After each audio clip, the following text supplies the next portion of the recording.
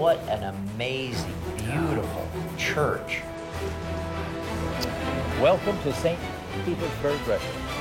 And our wonderful leader of our Russian network. I want to get to some actual awesome statistics, but before that, tell me a little about this amazing church. It's almost more than the mind can conceive, because every one of those glorious pictures, and now you can take me inside and show me if you is mosaic, which means, Matthew?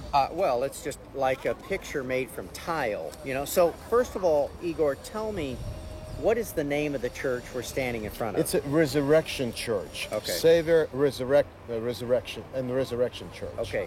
And the significance of this church here in St. Petersburg? Alexander II, who was a king of Russia since 1850, he freed Russian people from the slavery in 1861. He's kind of the Abraham Lincoln of Russia. Yes. And he was also first king who let the Bible known to the Russian people. He translated the Bible into the Russian language, in the modern Russian language. So in this particular place, he was killed by the terrorists. Terrorists tried to kill him several times, but they were shocked because it's like a hand of the Lord was upon him. And then in this particular place, when the terrorists thrown the grenade in him, it's not harmed him, but little boy was wounded, and he came to help this little boy, and then they killed him. So this is a really special person to our history and to us. Absolutely. He was a real Christian, obviously, and at only 52, I think, years of age, 52. They assassinated him, and actually the church is actually built, over the very spot where he died. Spot where he died. And this church is a beautiful gospel church. Okay, wait. What is your connection to this church? Well, before I got saved, I used to work as a person who restoring art, icons. And I was working in this particular cathedral or church. Because it was damaged during the Soviet era. Communists use it as a warehouse for the vegetables. And they jokingly called it Savor on Potatoes. Saying that it's not going to be a Christianity here anymore.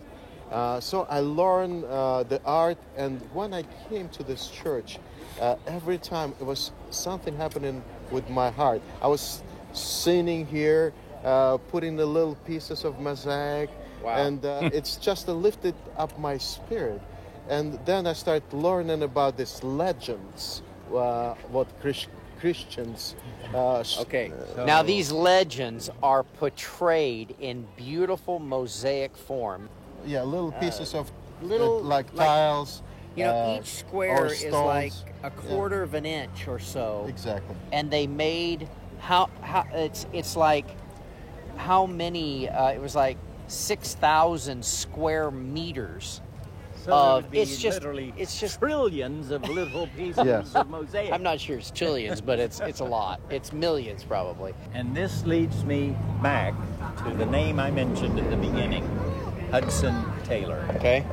He gave a prophetic utterance in 1850. 1850, yeah. Roughly 1850.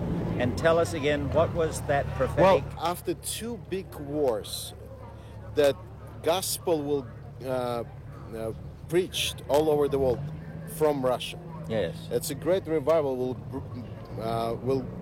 will be in this nation, and it's going to reach the whole world, and then Jesus coming. America has sown for centuries more missionaries, more Bibles, more money that has gone and poured out from America. And so we planted seeds, we sent missionaries, we've sent the gospel by satellite, we've built studios. The partners in America started TBN. We were able, because of their support of the vision and love, to expand beyond the borders of, there isn't seeds there anymore. Go for yourself and look. There are no more seeds. There are full-blown trees. Forests. And they are full bloom with fruit. Yeah. And the seeds are no longer seeds that have been planted around the world in Indonesia, in Africa, in Bogota, Colombia, in wherever there's electricity in the world and places even that there isn't, where the gospel's been going, those seeds, the money, the missionaries that got on ships, and The blood. my grandparents. I have a family member buried in Egypt. The missionary spirit, the gospel going by satellite have made trees, and those seeds are watered, grown, and now there's fruit hanging on those trees, and we're ready to pick the fruit and feed the nations. For the final 3 years of his life, Paul Crouch crisscrossed the globe with his son Matthew, Laurie, Kaylin, and Cody, visiting with international station and network managers, even presidents and prime ministers, while gaining valuable insights into the needs of each country, as well as witnessing firsthand accounts of the miracles God has performed in the building out of the TBN International family of networks. Paul went to his rest knowing these miraculous stories and TBN's expanding vision for winning souls around the globe was being passed on to a new generation and to those who would follow in his footsteps. We spoke of it the other day, Hudson Taylor's prophetic Prophecy. word. Yeah, in 1850, Hudson Taylor saw the vision that it's going to be 2 wars, like one war. And after these 2 wars, the great revival will break in Russia, and it's going to reach through Russia. I will read it. From Russia, I saw awakening spread to many European countries. See? Then I saw an all-out awakening followed by the coming of Christ. Wow. That's 1850.